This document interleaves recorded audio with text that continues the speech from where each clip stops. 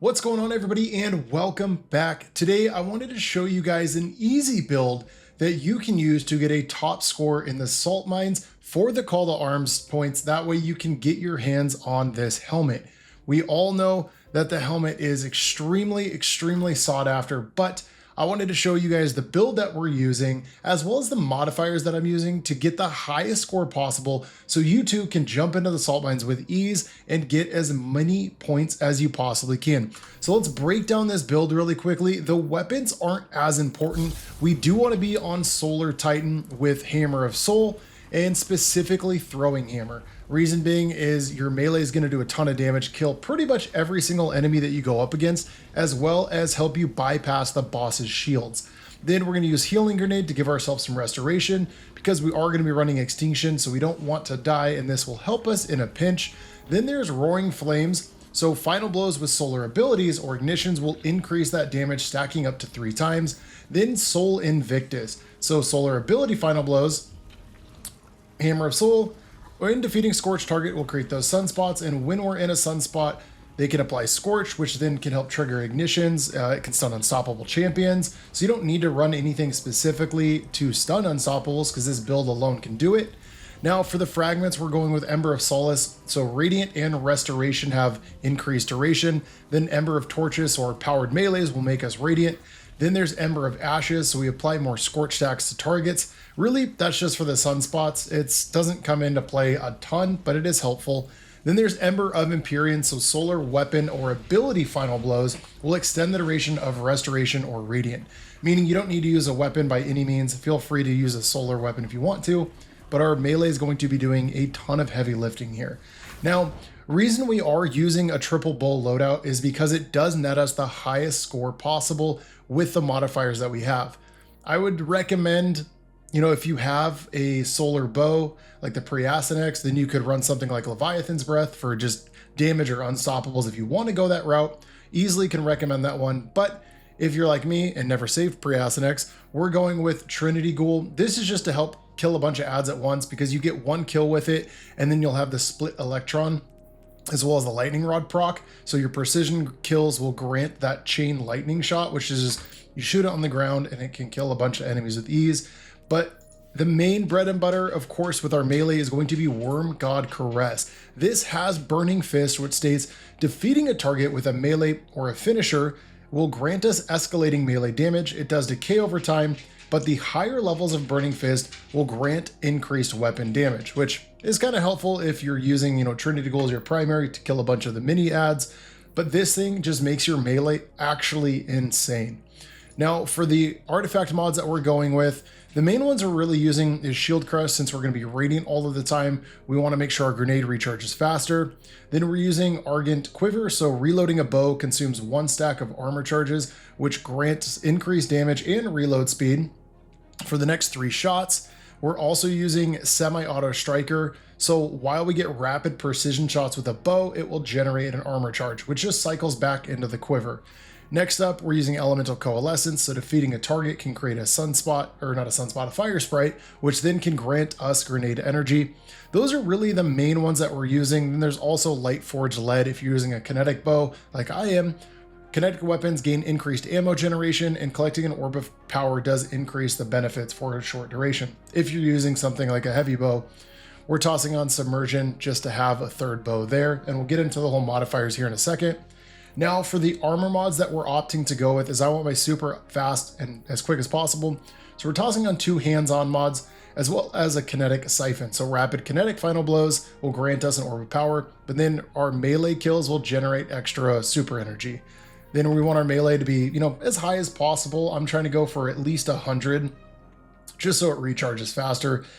But frankly, you're going to be getting your melee back as much as possible. So if you have it scaled up, it will just help the damage on that one. But I don't think it's utterly necessary to get it extremely high. For the gauntlets, we're tossing on triple heavy-handed. So our melee final blows will generate orbs of power, feeding our armor charges, but also just getting our super back as quick as we can. Then for the chest piece, we're going to go, resistance mods to match the activity or the threats that we're going up against. For this, we're doing triple stasis. Then for the legs, we're going with a kinetic weapon surge. You could also go with like an arc weapon surge or one that matches your heavy. It doesn't necessarily matter, but we're also going with absolution. So when we pick up an orb, it can create health because we're not going to get health back except for when we pick things up. Then there is better already. Oh my God, I got those mixed up. I'm sorry. Better already is for health regen. Absolutions for ability regen when you pick up an orb. Oh my goodness. Then for the for the Titan mark, we're going with time dilation to increase our armor charges. Then we're going with Reaper. Really, this is kind of just my go-to Reaper powerful attraction. If we cast our class abilities and get a weapon kill, it creates an orb, and then casting that class ability will pick up those orbs within 12 meters. But really, your whole thing here is your super when you want to use it, as well as Trinity Ghoul, and then your melee paired with that exotic. It's actually pretty insane how easy this makes it. So for the actual modifiers that we're going and using, let's go customize this real quick. We are on ultimate, so if you are over 500 power, it just makes it, you have access to the ultimate. You can put on a ton of different modifiers. And remember, the boons don't give you any negative point scores like they used to, so toss on any boons that you want. But first up, we're tossing on Threaded Banes. Doesn't really matter which Bane you go with, just toss on a Bane. And then we are tossing on a 5 times reward multiplier, 5 times reward multiplier deadly stasis threat. There's not a ton of stasis damage that you're going up against in the Taken section of this, so you really don't have to worry about it. It's kind of just a free multiplier. Then we're going with Grounded, so when we take damage while we're airborne, it's increased, but you don't need to go airborne ever. So again, it's an easy multiplier for you to use to get a higher score. Then there's Blast, so combat splash damage is just increased, which again, you're not going to go deal with this a ton of it. If you play it pretty quick and aggressive, you don't really need to worry about that as well. Then there's Slow and Small, so player has moderately reduced outgoing damage, but stacking on our Worm Gods and our melee, again, it makes this feel like it's non-existent. Then lastly is Glass Cannon. Since we are the only member of the fire team, the player with the greatest number of final blows during the activity does take increased damage. But remember, we have a healing grenade, we have restoration, we have sunspots, tons of ways that we're going to be able to heal ourselves on top of collecting orbs of power. So again, staying alive is not a problem with this whole setup. We're also tossing on Pressure Cooker, so that when the time limit's reached, you return to orbit, but again, you're not gonna have to worry about that one. Then Touche, since we're using all bows and featured, armor, featured exotic, this gives us a ×5 multiplier. I can't say that word, I'm so sorry. Whew. No radar, no starting ammo. We are using primary weapons, so we don't need to worry about starting ammo. And then we're not really using our heavy all that often, so it's a non-issue. Then there's Bronze, so health is greatly increased, but does not regenerate. That's where our orbs come in. And then we also get healing orbs that spawn on the ground. So then we can just pick those up for free health. And lastly is Extinction. So no revives. If we die, we have to restart. But if you play this quick and easy, you're not gonna have to worry about it. You're gonna have great survivability. So you might as well toss on Extinction. These multipliers I found were probably some of the easiest. And yes, I will admit, I did see Esoteric running this one, and I see why he did it, because it is a non-issue really going up against anything because of how easy it is to stay alive with this. We're also tossing on a Solar Slide to create a Solar Scorch Wave, Brawler, so our melee deals additional damage and recharges faster, and then an Arc Surge because it matches Trinity Ghoul. So let's take this into a solo salt mine and just show you guys how easy and efficient this build is, so you too can jump in, get a super high score, so you guys can also get that really cool flame helmet that everybody wants. So loading into the salt mines, we want to make sure that we have like ability kills or combatants defeated going into this, because otherwise having like precision hits or weapon takedowns just isn't going to be the best time, and nor is missing all of our hammers. There we go.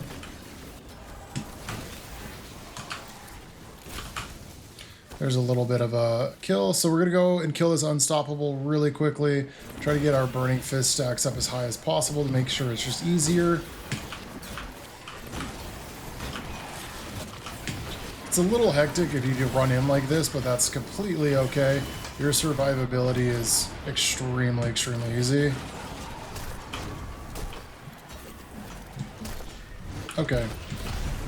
So that still stunned him. So you can stun him just with ignitions. Just doesn't happen as super often. But you really don't need to kill him with ignitions at all. You can just kill him by throwing the hammer at him.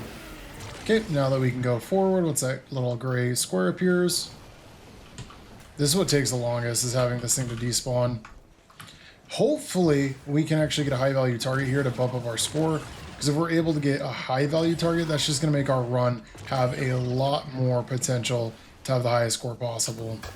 So now we're going into that. Let's just get some kills going and get those stacks up. We missed that. It's going to take a little bit off our time, but that's okay. He's dead. So we should have a Bane spawning over here too.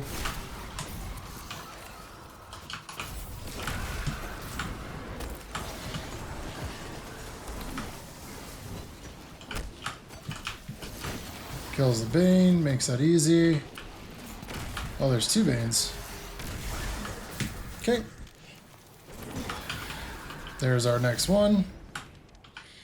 Alright, so hopefully we can get a high value target on this. Occasionally that does bug out though, where that blight actually won't open, which just gets really, really annoying. And those also can hurt you by just shooting into the wall. Okay, let's go get some more kills here. So that way when we go down,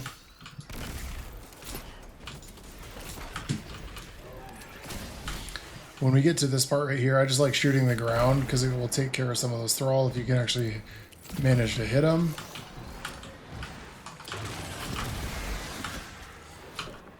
Let's see. See if there's a high value target up here. Sometimes there is, sometimes there's not. Sometimes it's in this next room. But at the end of the day, like the high value target is completely RNG, which makes this really, really annoying. I've seen him in this room before. Or going into the next final room also. But having it not spawn and just the RNG is actually pretty insanely not generous for you, makes getting higher scores quite annoying, but not impossible. Even at under 550 power, you can easily get a top 10 score in this without having a high value target.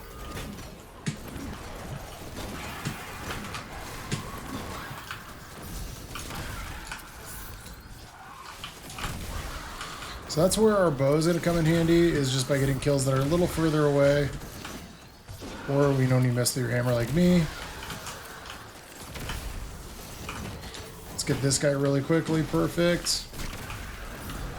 Easy. Now that next one should open up here in a second. And we're going to go into this boss room and just basically throw our hammers at him nonstop. Doing it somewhat okay, you're going to be able to bypass those immune shields with high enough burning fist stacks, so we're not going to have to worry about just anything else other than just throwing our hammer at him. There we go, got the first one, second one, and dead. 6 minutes 46 seconds left on the clock. We were able to finish that fairly quickly just by throwing your hammer. This build is extremely easy to survive with. Gonna make sure that you guys at least can get yourselves into the top 10% for the 50 points. If you get top 1%, obviously you're gonna get the 300 points. We wanna get as much as we possibly can. We didn't have a high value target, so that does make it a little bit less, but we did hit a 3 million score, which is utterly fantastic. It's just shy, I believe, of top 1%. I think top 1 is 3.1 million. But we're not 550 power, and we did not get a high health or a high value target. So at the end of the day, this build is going to carry you through the salt mines. It'll carry you through anything in Call to Arms. If you guys enjoyed this, let me know down below. There will be a dim link for this, as always, in the description. If you enjoyed the video, leave a like. But as always, thank you so much for coming and watching, and I will catch you in the next one.